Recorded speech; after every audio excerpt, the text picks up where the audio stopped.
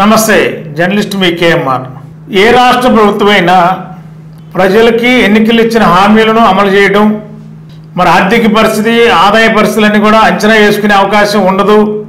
ఎన్నికలలో ఎక్కడా కూడా ఒక అంచనా లేకుండా ప్రజలకి వాగ్దానాలు కురిపించడం రాజకీయ పార్టీల యొక్క ప్రధాన లక్ష్యం. అది మరి గతంలో వైఎస్ఆర్సీపీ ప్రభుత్వం కూడా చాలా చోట్ల అప్పులు చేసి రాష్ట్రంలో చాలా కీలకమైన సంస్థల్ని, కీలకమైన ప్రాంతాలను కూడా తాకట్టు పెట్టి ఆర్థిక వెసులుబాటు ఆంధ్రప్రదేశ్కి ఉపయోగించారని చెప్పి ప్రచారం జరుగుతుంది. అది వాస్తవా కాదా అనేది క్లారిటీ తెలియదు. మరి ఇప్పుడు తెలుగుదేశం ప్రభుత్వం వచ్చిన తర్వాత చాలా హామీలు ఇచ్చారు. మరి అవన్నీ అమలు అవుతాయా? అమలు చేయాలా? అమలు చేయాలంటే నిధులు అవసరం అవుతాయి. ఎట్లా సాధ్యపడుతుంది దాని మీద ఇప్పుడు ఆంధ్రప్రదేశ్ ప్రభుత్వం వాణిజ్య బ్యాంకుల నుండి 2000 కోట్ల రూపాయలు రుణం తీసుకోవాలి. ఆ రుణం వచ్చిన తర్వాత ఇప్పుడు ఏవైతే హామీలు ఇచ్చామో హామీలతో పాటు పేద ప్రజలు కూడు గూడు ఉండాలనేది తెలుగుదేశం ప్రభుత్వం యొక్క ప్రధాన లక్ష్యం. మన దిశగా గత ప్రభుత్వం చాలామందికి ఇళ్ల స్థలాలు ఇచ్చి అవన్నీ ఒక చెరువులుగా మారిపోయాయి. ఇల్లు కట్టుకున్న దాఖలాలు లేవు.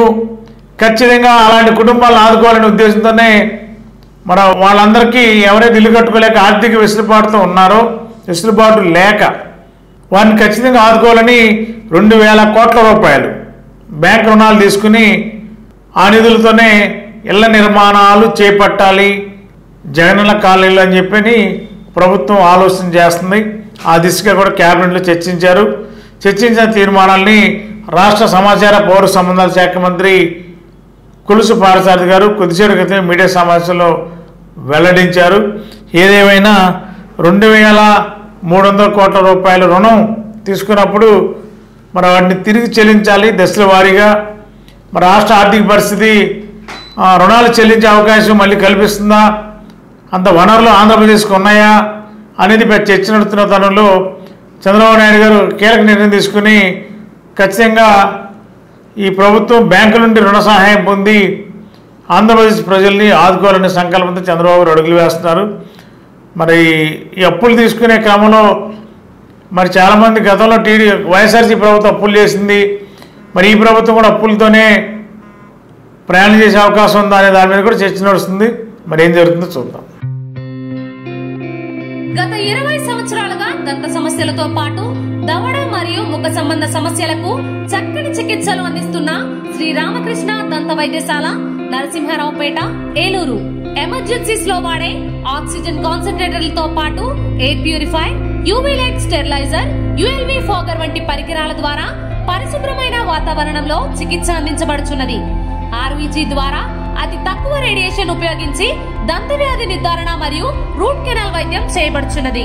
డెంటల్ లేజర్ ద్వారా కుట్లు లేకుండా సర్జరీలు, ఇంప్లాంట్స్ కిట్స్ ద్వారా పళ్ళు లేని వారికి ఫిక్స్డ్ దంతాలు, రూట్ కెనాల్ చికిత్సలకు ఎండో మోటార్ వంటి ఆధునిక పరికరాలు కలిగిన నమ్మకమైన డెంటల్ క్లినిక్. అత్యంత ప్రామాణికమైన ఆటోక్లావింగ్ పద్ధతిలో శుభ్రపరిచిన ఇన్స్ట్రుమెంట్స్ వాడడం మా ప్రత్యేకత. దంత సమస్యలకు చికిత్సతో పాటు విరిగిన దవడ మరియు ముఖ ఎముకలకు చికిత్స, ఎత్తు మరియు వంకర దవడలకు కాస్మెటిక్ సర్జరీ, యాక్సిలో ఫేషియల్ వంటి చికిత్సలకు చిరునామా శ్రీ రామకృష్ణ దంత వైద్యశాల, వేములపల్లి రెసిడెన్సీ అపార్ట్మెంట్, నరసింహారావుపేట, ఏలూరు.